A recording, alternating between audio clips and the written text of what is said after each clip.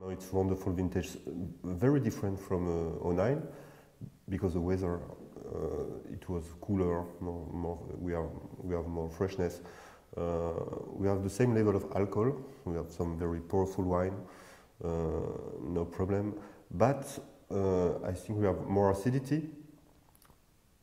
For me, I think the tannins are a little bit more firm, and it's a very good news for aging the wine.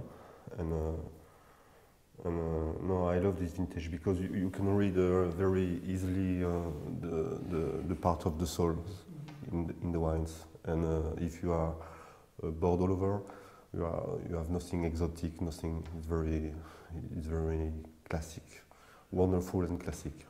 It was the most easy vintage I ever known in terms of viticulture. There were no pressure with a mildew or odium, botrytis, nothing. It was very easy. But maybe one of the most difficult to make in terms of fermentation, because the level of sugar was so high.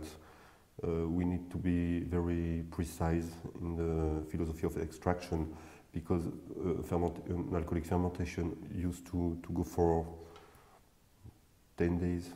It was almost, in average, 20 to 25 days to finish the sugar when it was finished.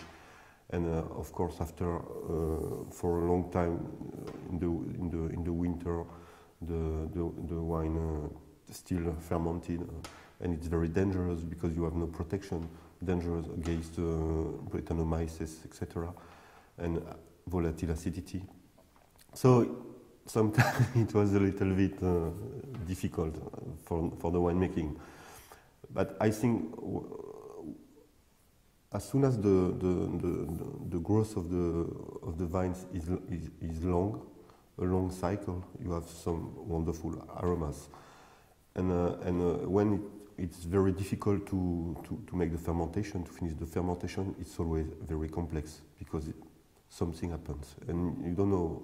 I don't know why, but in my observation, when you take a long time to make the fermentation, you have something different in terms of complexity. I think 09 and 010 are like 89 and 90, but in the opposite.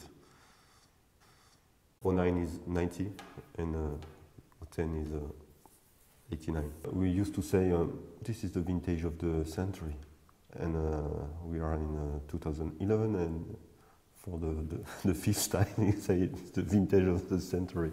So it's difficult to say it, but I don't care. Say this is the vintage of the century, the new one.